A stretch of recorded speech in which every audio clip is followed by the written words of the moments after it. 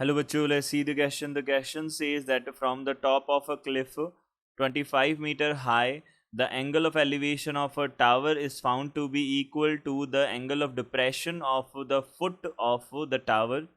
The height of the tower is. तो height of tower हमको बताना है क्या होगा. देखिए सबसे पहले हमारे को क्या गिवन है. From the top of a cliff, एक 25 मीटर हाई एक क्लिफ है हमारे पास. तो किसी टावर जो है उसका एंगल ऑफ एलिवेशन उसके टॉप से कितना है.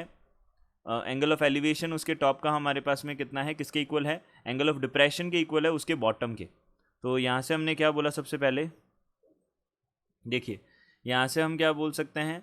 सबसे पहले की कॉन्सेप्ट की बात कर लेते हैं. की कॉन्सेप्ट हमारे पास क्या होगा. देखिए इस टाइप के क्वेश्चंस में हमको क्या करना होता है, बेसिकली ट्रिग्नोमेट्रिक रेशियोज़ का यूज़ करना होता है. यही सबसे ईजीएस्ट मेथड होगा इसके लिए.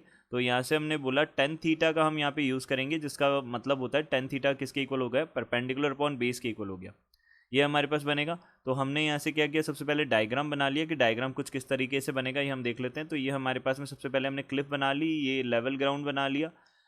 यहाँ से हमारे पास में कितना हो जाएगा, ये 25 मीटर्स हमारे पास में हाई एक क्लिफ है. ये देख लीजिए ये क्लिफ है हमारे पास में. और एक हमारे पास टावर है. अब ये रहा हमारे पास टावर. अब देखिए टावर जो है इससे हम यहाँ पे एक पैरेलल लाइन ड्रॉ कर सकते हैं, ग्राउंड लेवल के पैरेलल लाइन, एक लाइन ड्रॉ कर सकते हैं. ये हमारे पास में कितनी हो जाएगी. देखिए ये हमारे पास में जो लेंथ है वो हमारे पास कितनी हो जाएगी, 25 मीटर्स ही हो जाएगी क्योंकि पैरेलल लाइंस है. अब देख लीजिए यहाँ पे हमारे पास में जो हाइट ऑफ टावर है, देखिए ये जो हमारे पास में टावर का जो टॉप पॉइंट है उसका जो एंगल बन रहा है वो हमारे पास क्या बन रहा है, एंगल ऑफ एलिवेशन जो है टॉप का, वो तो हमको कितना गिवन है. हमको यहाँ पे अगर हम अज्यूम करें थीटा है तो एंगल ऑफ डिप्रेशन भी थीटा ही है. ये दोनों हमको सेम गिवन है. तो यहाँ से हमने फुट का एंगल ऑफ डिप्रेशन. अब एंगल ऑफ डिप्रेशन तो हमारे पास क्या होगा, हॉरिजॉन्टल से डाउनवर्ड एंगल, और एंगल ऑफ एलिवेशन हमारे पास हॉरिजॉन्टल से क्या हो जाएगा, अपवर्ड एंगल बन जाएगा. ये हमारे पास एंगल्स बनेंगे, ये हमने बोला. अब देख लीजिए यहाँ से हमारे पास क्या बनेगा. अगर हमने इसको थीटा अज्यूम किया तो इसको भी थीटा अज्यूम कर सकते हैं हम, क्योंकि दोनों सेम एंगल. तो हमने यहाँ से इसको बोला ए बी सी डी और ई बता दिया, हमने नेमिंग कर दी इसकी. तो हमने यहाँ से क्या बोल सकते हैं, देखिए यहाँ से हम क्या बोल सकते हैं, इन ट्राइंगल हमने बात की ए बी ई की.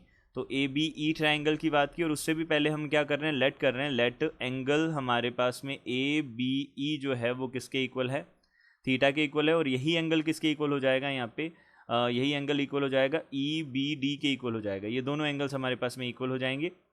तो हमने यहाँ से बोला टेन थीटा जो है वो किसके इक्वल हो जाएगा, टेन थीटा इक्वल हो जाएगा हमारे पास में परपेंडिकुलर ए ई अपॉन, यहाँ से हो जाएगा बेस. बेस हमारे पास में कितना है, बी ई है. तो ये हो जाएगी फर्स्ट इक्वेशन. और यहाँ से सिमिलरली हम इन ट्राइंगल बी ई डी की बात कर सकते हैं. और बी ई डी जो ट्राइंगल है उसके अंदर हमारे पास में टेन थीटा जो है वो किसके इक्वल आ जाएगा, परपेंडिकुलर है हमारे पास में 25 मीटर्स ए ई डी हो जाएगा. और बेस हमारे पास में कितना हो जाएगा, वही बी ई हो जाएगा. ये हो जाएगी सेकंड इक्वेशन. अब यहाँ से हम दोनों हमारे पास टेन थीटा ही हैं. तो अगर दोनों के दोनों टेन थीटा है तो हम यहाँ से बाय फर्स्ट और सेकंड इक्वेशन क्या बोल सकते हैं, बाय फर्स्ट और सेकंड इक्वेशन यहाँ से हम बोल सकते हैं ए ई जो है अपॉन बी ई, ये किसके इक्वल हो जाएगा, 25 अपॉन बी ई के इक्वल हो जाएगा. बी से बी कैंसिल आउट हुआ तो ए इज इक्वल्स टू कितना बन जाएगा, यहाँ से ए इज इक्वल्स टू 25 मीटर्स बन जाएगा. तो ए ई जो है वो हमारे पास कितना हो जाएगा, 25 मीटर्स हमारे पास में ए ई बन जाएगा. ये बनेगा हमारे पास में 25 मीटर्स. देखिए ये हमारे पास 25 मीटर्स हो गया. तो हाइट ऑफ टावर हम बता सकते हैं, तो हाइट ऑफ टावर तो पूरा ए डी होगा. तो ए डी जो है हमारे पास कितना हो जाएगा, ए ई प्लस ई डी हो जाएगा. तो यहाँ से हमने बोला ये हमारे पास बन जाएगा, ये हो जाएगा 25 50 मीटर्स हो जाएगा हमारे पास. तो बी ऑप्शन हमारा करेक्ट ऑप्शन होगा. B option will be our correct answer. I hope you understood it well. Good luck. Thank you.